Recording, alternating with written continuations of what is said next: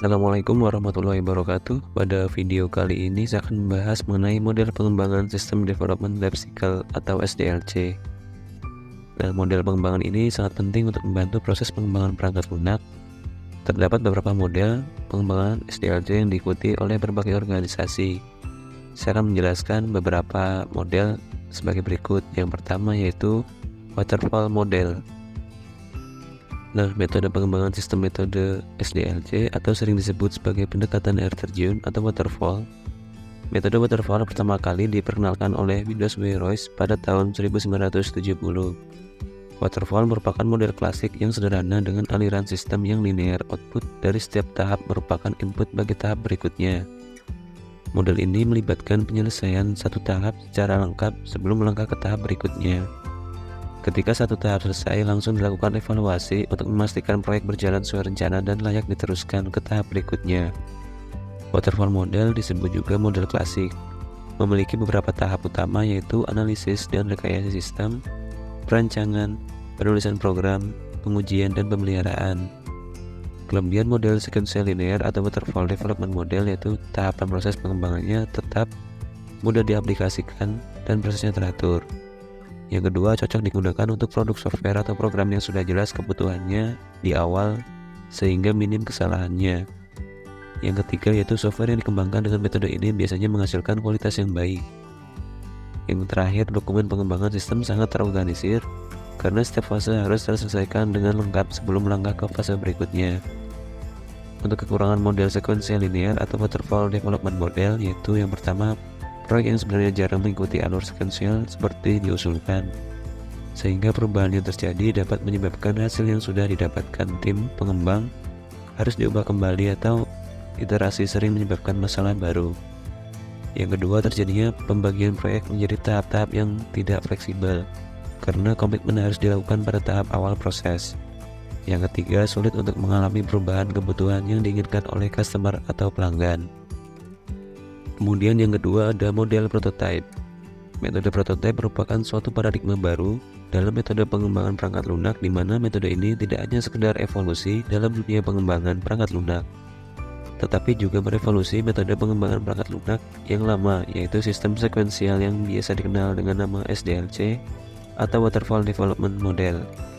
Dalam model prototype dari perangkat lunak yang dihasilkan kemudian dipresentasikan kepada pelanggan. Dan pelanggan tersebut diberikan kesempatan untuk memberikan masukan sehingga perangkat lunak yang dihasilkan nantinya betul-betul sesuai dengan keinginan dan kebutuhan pelanggan.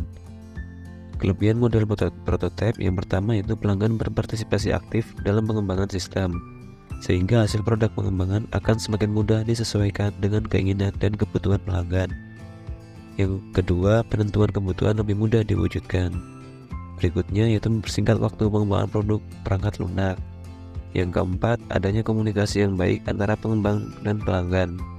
Yang kelima, yaitu pengembang dapat bekerja lebih baik dalam menentukan kebutuhan pelanggan.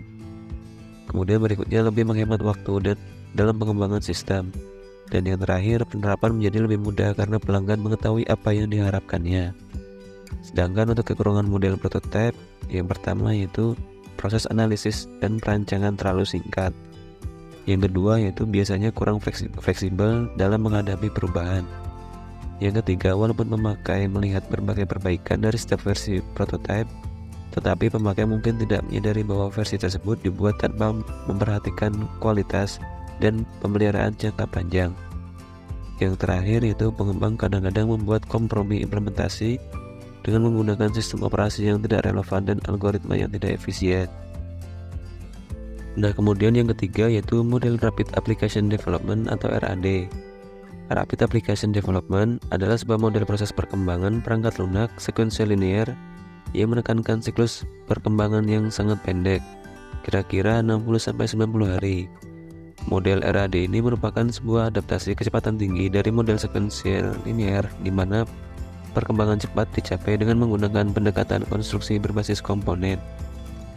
Kelebihan model RAD yaitu lebih efektif dari pengembangan model waterfall atau sequential linear dalam menghasilkan sistem yang memenuhi kebutuhan langsung dari pelanggan. Yang kedua, cocok untuk proyek yang memerlukan waktu yang singkat. Yang ketiga, model RAD mengikuti tahap pengembangan sistem seperti pada umumnya, tetapi mempunyai kemampuan untuk menggunakan kembali komponen yang ada, sehingga pengembang tidak perlu membuatnya dari awal lagi, sehingga waktu pengembangan menjadi lebih singkat dan efisien. Untuk kekurangan model RAD ini ada beberapa, yaitu yang pertama, model RAD menuntut pengembang dan pelanggan memiliki komitmen di dalam aktivitas rapid fire yang diperlukan untuk melengkapi sebuah sistem di dalam kerangka waktu yang sangat diperpendek. Jika komitmen tersebut tidak ada, proyek RAD akan gagal. Yang kedua, tidak semua aplikasi sesuai untuk RAD. Bila sistem tidak dapat dimodulkan dengan teratur, pembangunan komponen yang penting pada RAD akan menjadi sangat bermasalah. Yang ketiga, RAD tidak cocok digunakan untuk sistem yang punya resiko teknik yang tinggi. Yang keempat, membutuhkan tenaga kerja yang banyak untuk menyelesaikan sebuah proyek dalam skala besar. Dan yang terakhir, jika ada perubahan di tengah-tengah pengerjaan, maka harus membuat kontrak baru antara pengembang dan pelanggan. Sekian penjelasan kali ini, terima kasih. Wassalamualaikum warahmatullahi wabarakatuh.